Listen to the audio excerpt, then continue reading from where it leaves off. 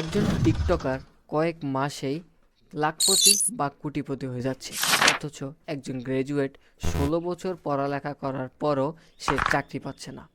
আজকের ভিডিওতে মূলত কথা বলবো, আমরা কি আমাদের শিক্ষা ব্যবস্থাকে দোষ দিচ্ছি, নাকি আমরা নিজেরাও ভুল পথে হাঁটছি। আচ্ছা, আপনারা আলেকজান্ডার দ্য গ্রেট নাম শুনেছেন নিশ্চয়ই। তিনি পৃথিবীতে এমন শক্তিশালী সাম্রাজ্য তৈরি করেছিলেন যা কেউ কখনো করেনি।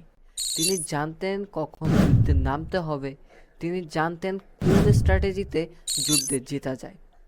এবং আরেকজনের কথা বলি, নেপোলিয়ন বোনাপার্ট।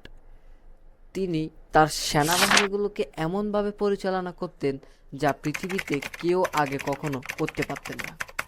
তিনি জানতেন কখন যুদ্ধে পিছে হাঁটতে হবে, তিনি জানতেন কখন যুদ্ধে এগিয়ে যেতে হবে। আবার আমি যদি বলি স্টিভ জবসের কথা, বিল গেটস, ইলন মাস্ক, এরা এমন এমন সমস্যার সমাধান করেছিলেন যা পুরো বিশ্ব বদলিয়ে দিয়েছে। তারা জানতেন মানুষের কোন চাহিদা কখন মেটাতে হবে। এখন প্রশ্ন কি আসে না যে আপনাকে কি স্কুলে শেখাবে যে কিভাবে লাখ লাখ টাকা ইনকাম করতে হয়? আপনাকে কি স্কুলে শেখাবে যে কিভাবে যুদ্ধে জিততে হয়?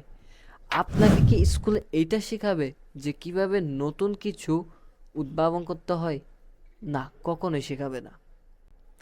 তাহলে আপনাদের মনে কি এই প্রশ্নটাও আসে না, তাহলে আমি যে ইলন মাস্ক, তারপর হচ্ছে Bill Gates, Steve Jobs, Alexander the Great, Napoleon Bonaparte, এদের কথা বললাম, এরা কি তাহলে পড়াশোনা করে নাই?